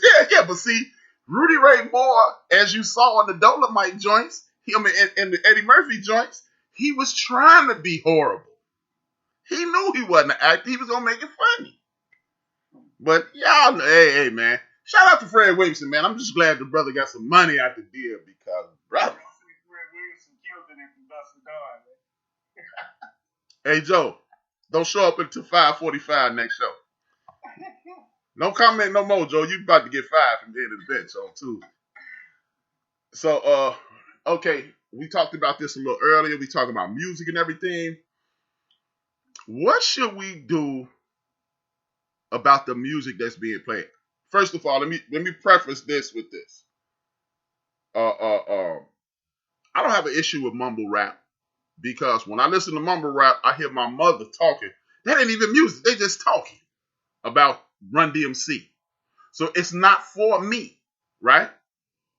But what should we do about the violence, the obsessive violence in movies, the lack of variety, the raunchiness, the disrespect? Because it's amazing. You can't say that F word, you can't say that B word to women, but you can say that N word, and you can't objectify white women, but the B's and H's for our sisters. And another thing, and then I'm gonna shut up. Where's the variety? And do we need to get on top of this as a collective community? I'm listening.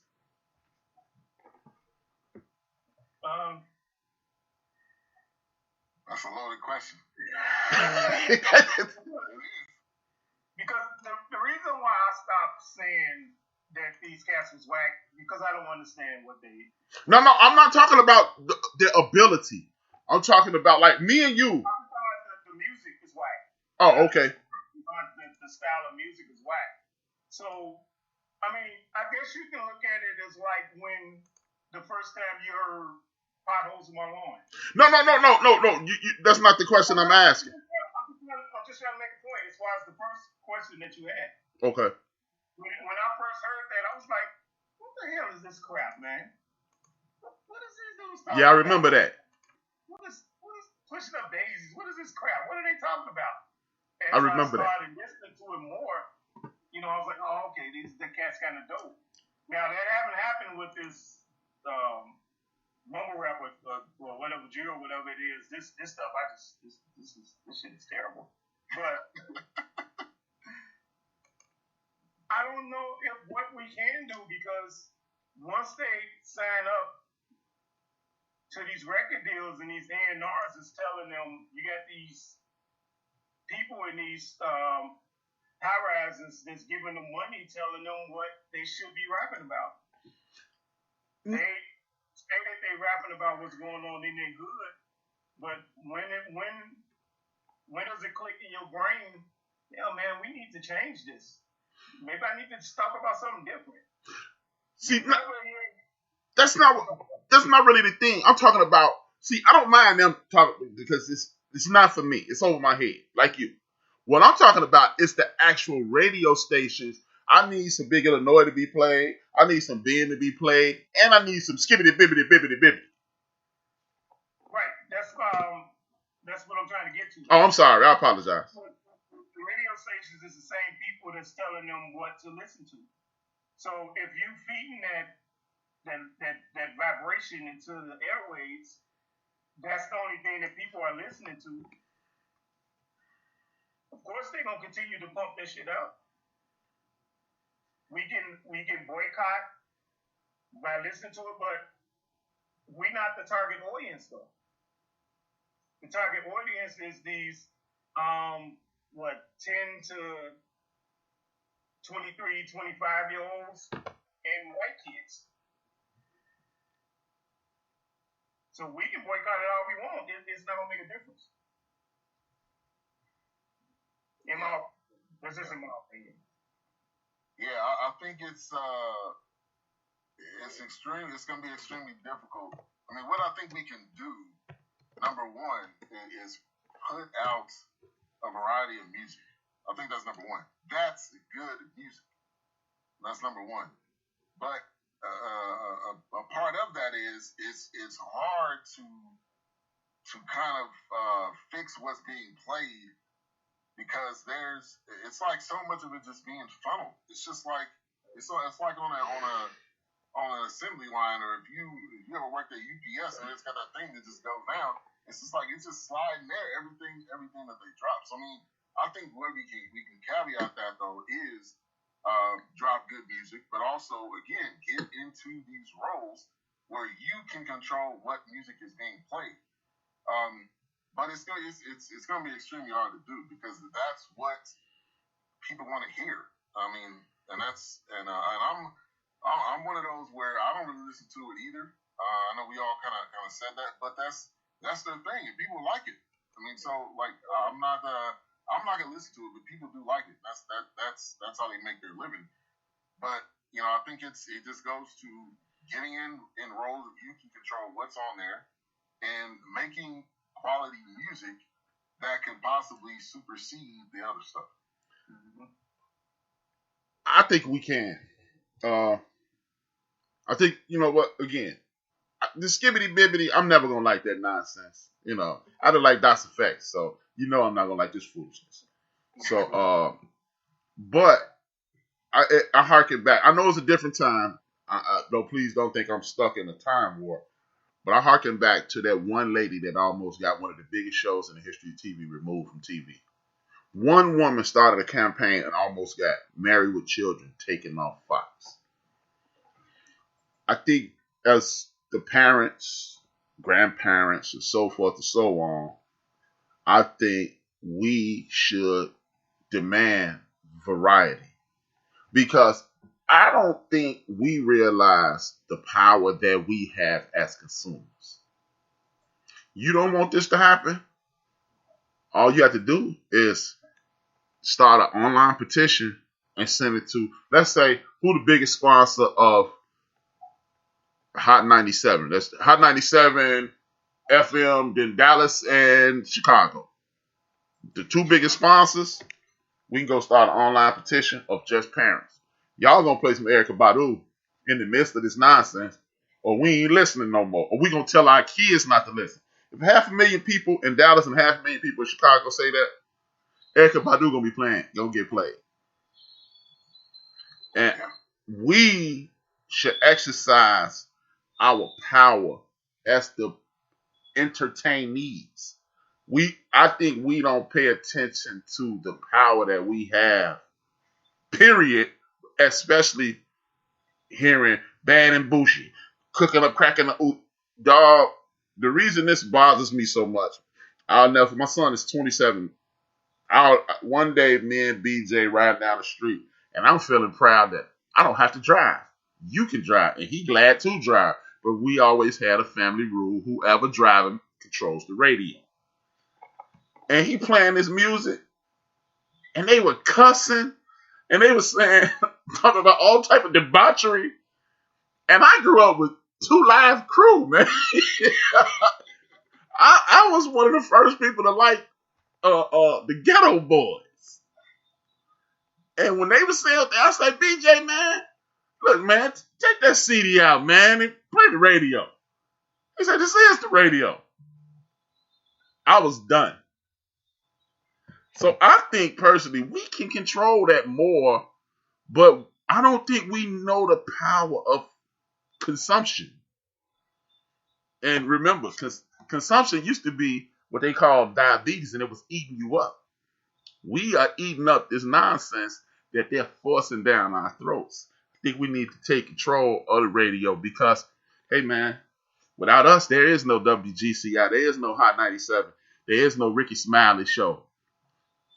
They'd be playing some country and western if it wasn't for us. You know. Yeah, I mean, you're right. It would definitely have to be a collective front. It would have to be definitely a movement behind it. So yeah, you're right. You really make a great point. We can control what's being heard and what's being listened to. Right. Because will that happen though? I would say no. I think it can. But see, that's why I think we, as the adults in the room, have to step up. Yeah, because we can say, come on, dog. Everybody on here is at a minimum a parent. It wasn't no CD, bro. It was WGCI. It was insane. We weren't playing Mayhem, but I wish we was. But I don't even know if it was some of that skibbity bibbity nonsense. Let's shout out to the man from Project Mayhem. I think we have that power. If we can get statues taken down because George Floyd got murdered, and we can get a national holiday in the name of our ancestor, Dr. King, if we can put enough pressure for them to at least placate us and try to make Juneteenth a holiday, we can get a radio station to start playing all. I'm not saying no skibbity bibbity. I'm saying 2 skibbity bibbities an hour. I'm just saying, just not all skibbity. I gotta say, you say skibbity bibby, you sound like 90 years old. You sound about 105. Hey man, right here. And then what? Like, okay, for whatever reason, I love that thing that they doing this on the internet. That I can't tell you one word that little boy is saying on there. I don't know what he's saying. Like, I'm like, what are you saying? Yeah. This dude Dre says, play some MC Hammer. Inside joke. Shout out to Killer. Our homie Killer, he can't listen to no more rapping to June with that foolishness he was saying last night. But yeah, man, it's just we got to have some level of balance. Because I mean, let's be honest. All of us have messed around and typed in the wrong thing, ended up on Pornhub. You know, a lot of us have done that. You was going to Sandwich Hub and end up there. You know, so we're all adults, but it has to be a way to. What's the word I'm looking for? We have to be able to curtail some of this madness, man. We do. I feel that from the bottom of my heart. I just. You know what, though, man? The reason why I say it'll be hard is because we can protest all we want, but some of these artists gotta put their foot down and at least, hey, man, you know what? I don't wanna talk about Percocets and murdering motherfuckers. I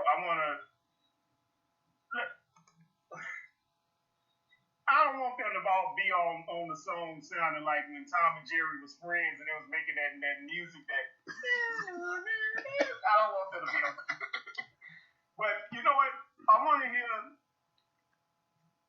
you can spit some rhymes.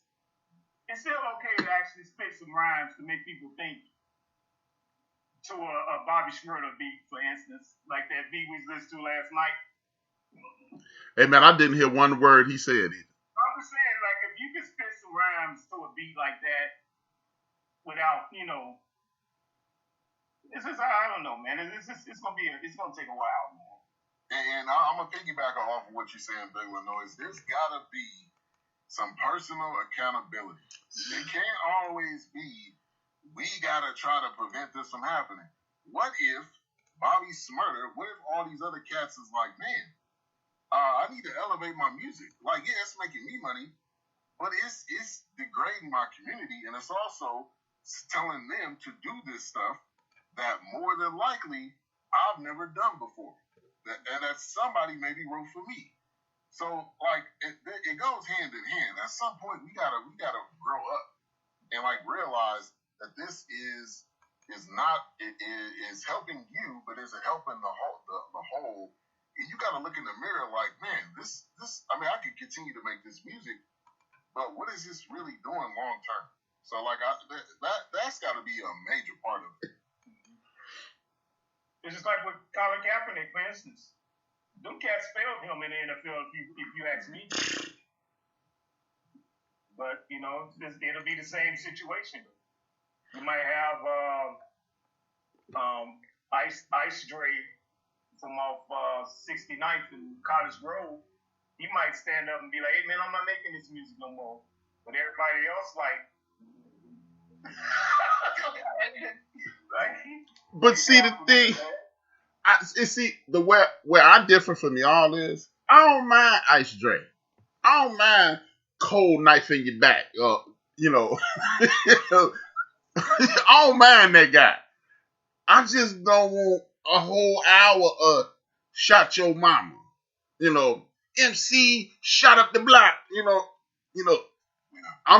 Can we get some shot up the block versus hug a bunch of brothers and then sister with some sense versus stank hole, and I need a mixture, man. That's even in the R&B people who I think they be singing, but they all sound like they sing in a little tune. right. That's what I'm saying, man. I need some variety, man. If you want to be Sister Stankhole, my booty bigger than yours, okay, cool. We all was rocking the WAP, whether we want to say it out loud or not. You don't know no words, but everybody seen that video. That video got about 400 trillion watches. So I'm not saying you can't make WAP. Watched it a few times. Right. But what I also want to hear is Harriet Tubman from the sister from South Carolina. I can't think of her name right now. Can't think of her name. She had one of the best albums last year. Rhapsody. That's all I'm saying. If you're gonna play Cardi B, why is she not getting any play, man? that's what I'm saying. What's the girl? Sark RC. She was just on my man Talib show, and then Cardi, then Meg, then Rhapsody, then MC shot up the block, then some Common and some Talib. Like, that's what I'm asking for. Yeah. I ain't saying, hey man, y'all need to step up, because guess what, dog? They still make porn, but they make porn and they make Night in Miami, Booty Talk 58, and I know a little too much about porn, though. But I'm laughing at what you're saying, but that's actually a series. I think they passed 58 now. They do still do that. Yeah, but but that's what I'm saying. They got. That's what I'm saying. It's okay to make that. I just don't want to. I don't want to turn on HBO in the middle of the day and see booty talks. Yeah. I want to see. I want to laugh. I want some Humpty Hump. I want some Red Man. I want some Scarface. I want some De La Soul. I want some. Even though I didn't listen to him. MC8, some DJ Quick, some Snoop Dogg, some Badu, some Anthony Hamilton. That's what I'm saying. Because I think it's unreasonable to ask those guys to not make that music, because that's what they do. But it's some other guys out. Kendrick Lamar's making good music too. Cole is making good music.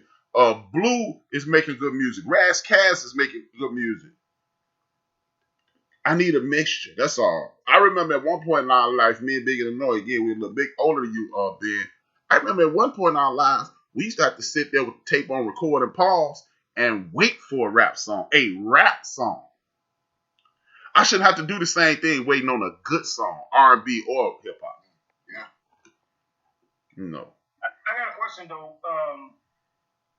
What role do, as parents, say if we got any minors under 18? You know what? I wouldn't say 18. I would say under 14. That's the high school age. What role does that play as far as the situation too? And the reason why I asked that is because I used to be a huge CMW MC8 fan. Yeah, no. And I saw this movie called Rhyme and Reason, if I'm not mistaken. This punk ass motherfucker said. It messed me up, man. Because it actually shouldn't have messed me up, because I didn't think about it. I was just thinking as a fan. He said that he moved his kids out of the hood because he didn't want them to listen to the music that he was making. And but see, Big Illinois, that's my question. Should we start policing these radio stations so when MCA say, I ain't finna let my kids do that, well, you're not finna let my kids do it either. Not all the time, because yeah, but again, they still making porn. We're not gonna stop it, but there are certain boundaries. HBO, even that fake porn, that don't come on to 11. You got boundaries, regulations. There is not one. Yeah, you can be driving to work and you'll hear any old song that should not be played in the morning when kids are going to school. Exactly. Because HBO then used to play R-rated content before 7 p.m. That's what I'm saying. I don't know if they still do that since there's so many HBO channels, but they used to play R-rated content before 7 p.m. That's why I'm stopping you early in the question. I wasn't saying get rid of that music. I was saying, where are the parameters? Shout out to DJ Nunu. Thank you for the support. Much love on the youtube.com side, please hit the like button. If you're on YouTube, please hit the like button. Please support. And if you feel like help us keep the rent on, help us keep the internet on, help us keep the lights on for production costs, cash out if you like. Help a brother out. Where the money reside. Where the money reside. But I'm gonna get out of the hatchback. But see, that's all. That's really what my question was, Big Illinois.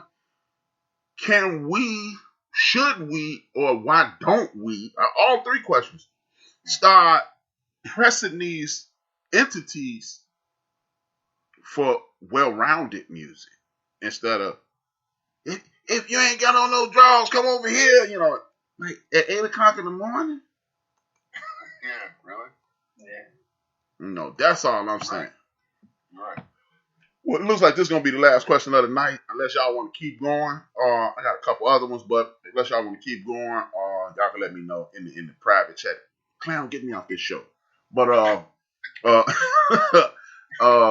the name calling, man. Y'all know the names that are being called. Our people not culture when we don't make the movies that everybody likes, or when we steer off the beaten path with content, you get called the C word or things like that. I even, in my exploits in regards to black empowerment, I even had a former black empowerment leader say, I'm not going to do this. I'm not going to do that. I ain't going to Sammy Davis Jr. for nobody. How do we correct that? So that's a good question. I mean, it's got to go back to that person. Like, we don't know that person's background. A lot of times we don't know how they grew up, what their parents taught them.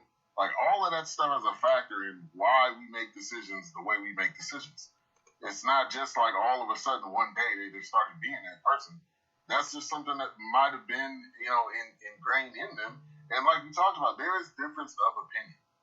I don't think that's a bad thing. Now, when you're belittling the community, or when you're basically just talking about someone, or you're talking down on someone, or you're being an a-hole about something that if there's like nothing to back it up, then yeah, I think that's a problem. We need to point that out. But if it's something you don't agree with, I mean, everybody has a matter to their own opinion.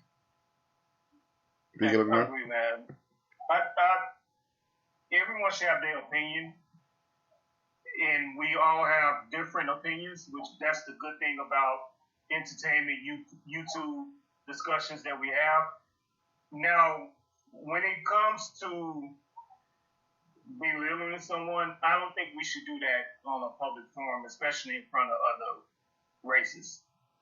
I mean, we shouldn't do it, period, but especially in front of other races, because that kind of continue that stereotype, man, that we can't get along and we'll never be able to accomplish anything. So, definitely, I would probably never say, if I do say the N-word, as people say, if I do say that, it might slip. Like, I never say that in public. Like, I've been doing that about too many years. 20? We got kids older than 20. For a while, I would never call him the N-word in public. Like, we might say it like if we like smoking cigars, but even then, we don't really say it too much like that. Definitely, I'm not gonna call a man a coon or a stepping fetching or whatever the other names, or crispy or whatever the names that we call each other. Because to me, it just shows division, man. And then that's an issue in our community, man. We have to show some type of family, some type of structure whenever we get on and do. Like, I love the fact that we all had that when y'all was reviewing the One Night in Miami. We need more things like that, because a lot of people that's on YouTube that's reviewing movies or music and stuff like that, they don't look like us. So and they're doing it by themselves. Right, they don't review movies like that, man. So I think we need more stuff like, so big up to you brothers, man. I meant to tell y'all that day, man. Big up to you brothers, man, because we need more stuff like that, man. Well, appreciate it, man. I totally agree with y'all, man, because I'm tired of the name calling and the back and forth.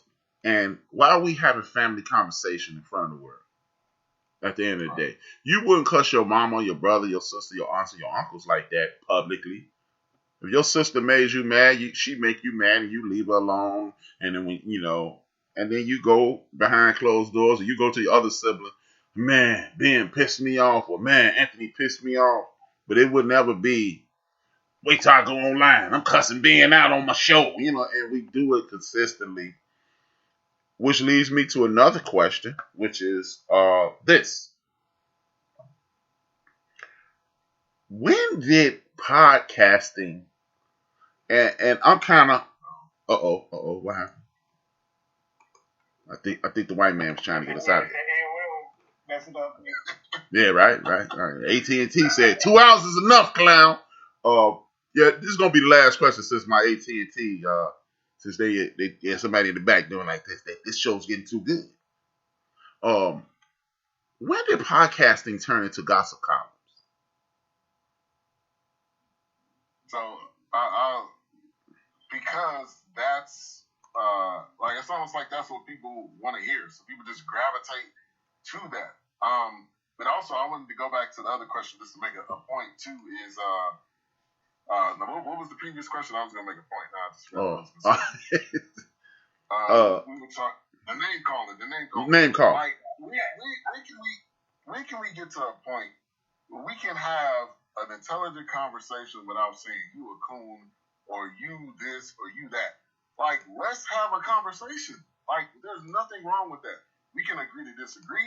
We can walk away and say, he doesn't agree with what I agree with, but oh well. I mean, you can never talk to the person again. You can still come back and talk. Like, why does it doesn't have to always be like, oh, that's who you are. Like, because the comment you made, this is who you always are. That's who you're always going to be. And that's what I'm going to call you. Like, this is how I'm going to tell you the conversation. So I just wanted to say that real quick. But, yeah, podcasting is evolved so much. It started off as being people, everyday people, getting their voice and be able to talk. And then it became everybody and their mama got a podcast.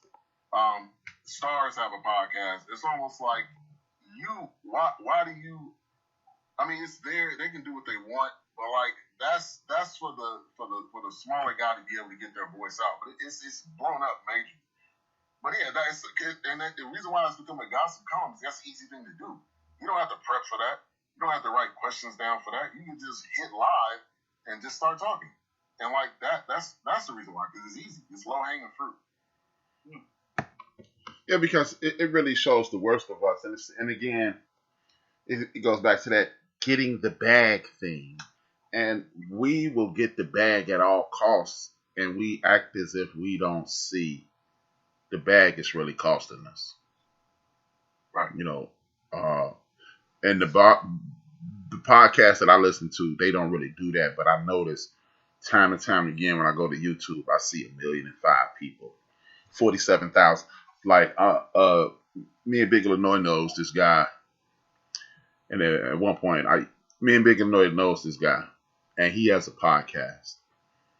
And for whatever reason, I'm not a subscriber, and his podcast came across my timeline. And he has 21 views, 16 views, 18 views. And then he has a celebrity on there talking about some of the most ridiculous things I've ever heard in my life.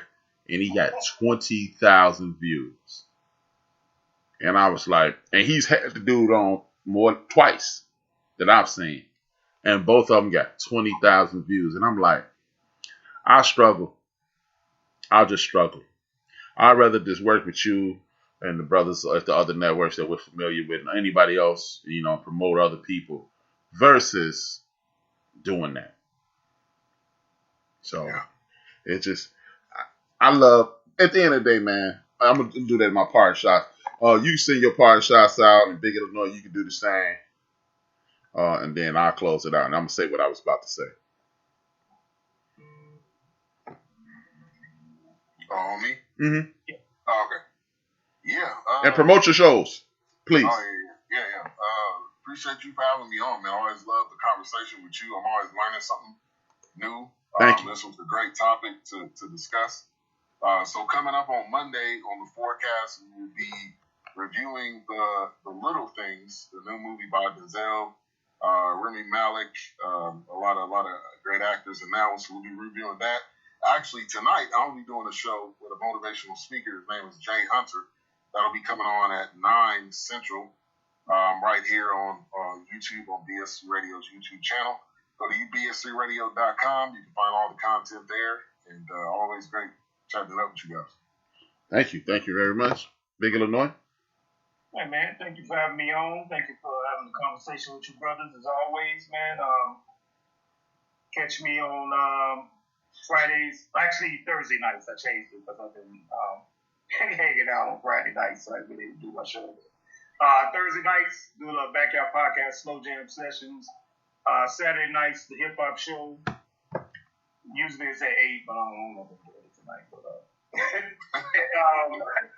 I'm pushing for the second Wednesday in March to start back up on the backyard podcast. Okay. All right, man, and I want to thank everybody who tuned in. New Max Radio to MCDE to the Truth Radio, Real Cast Radio. Why can't I remember X Squad? I'm sorry. I apologize to Kesey. It's not. Trust me, brother. It's nothing personal. I got so much on my mind right now. I want to thank everybody in the chat rooms. Thank you guys for being on here. Shout out to Microwave, man. He was having issues with the software. No harm, no foul, good brother. I ain't got no issue with you. You always been 100 with me. You text me and let me know, so it's no personal thing. I'm gonna have some more topics in the future. You'll be on those. Thank J. Ron from Canada. You know, one of our big supporters, man. J. Ron comes in all the shows. Thank you, J. Ron. And like I was saying, I was born into this community activism thing. Both my parents, as you know, if you listen to my story or show more than once, you know both my parents were community activists. To Truth Radio too. Sorry, Nunu. Thank you for the support as well. You know who my family is. You know my history. So I really love being us. I love being black. I love supporting black. I love buying black and everything that comes along with that. So my goal is to make sure we are a better place every time we every time we hit end broadcast. I want us to be in a better place. So that's why I go so hard. And if I come off as brash or you think I'm abrasive, it's not that I disregard other people's feelings. It's just I put a lot of work in my show, and I want to give you as much information that you can use and have it be useful for you and the betterment of your day and life. One thing I will request from everybody who will listen to this currently and tuned off and will come back, please stop using this terminology. We're not a monolith. We are in a bad situation as black people in the United States of America. And when you tell people who are diametrically opposed to our happiness, we're not a monolith, you arm them with information to try to trick us in another way. If they keep coming at us just like this, let them keep coming at us that way. They get real close and we step to the side. That's all I would ask for anybody in our community. We don't have to let them know that we're diverse. If you're too stupid to realize that we're human beings and we do not act, walk, think, and eat alike, we just breathe. We just breathe and have to have substance. That's the only thing we all have in common. Let them think that. So, man, I love everybody who listens to my shows and support our shows. I need y'all to support Ben. All those networks that I saluted, I need y'all to either go to YouTube or Spreaker.com and support those, because the complaints that me, Ben, and Big Illinois, and RC, and our Chief Rock, and everybody in the chat rooms have expressed to us, we are trying to fix those. Each show, motivational speaking, Big Illinois with the music, DJ Knox with the music, number one Chief Rocker with the variety. Everybody else who on here, we trying to make every day better.